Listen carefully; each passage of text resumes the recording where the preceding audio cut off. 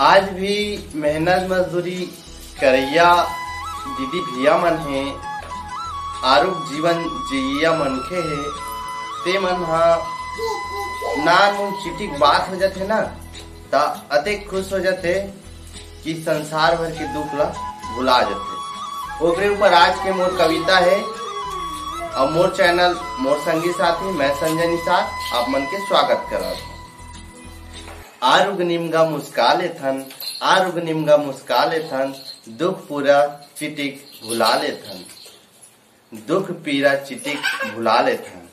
संसो करबो ता जीना मुश्किल, संसो करबो ता जीना मुश्किल, जांगर भरोसा जांगर भरोसा अपन सड़क बना लेथन, जागर भरोसा अपन सड़क बना लेथन।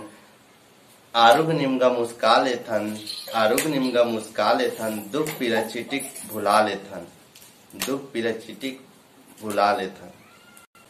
भले मनखे हा गरीब रहा, फिर आदत आचरण बोली भाषा बढ़िया रहना चाहिए।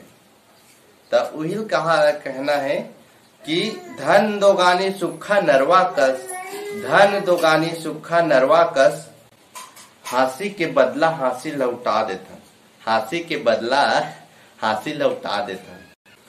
बेरा रही तो थोर को भेंट कर लेते, बेरा रही तो थोर को भेंट कर लेते, बाजार हाट में सुख के गठरी गठिया लेथन, बाजार हाट में सुख के गठरी गठिया लेथन। ऐसे संगी संगवारी हो कि कोन्हो ला ना हम मिलथन ओकर से कोनो हमर भेंट हो जाथे तो जो मन के घाव रहते, दुख रहते, पीड़ा रहते, गोठिया के एक दूसरा ला गोट बात करके ओला भुला जाथन।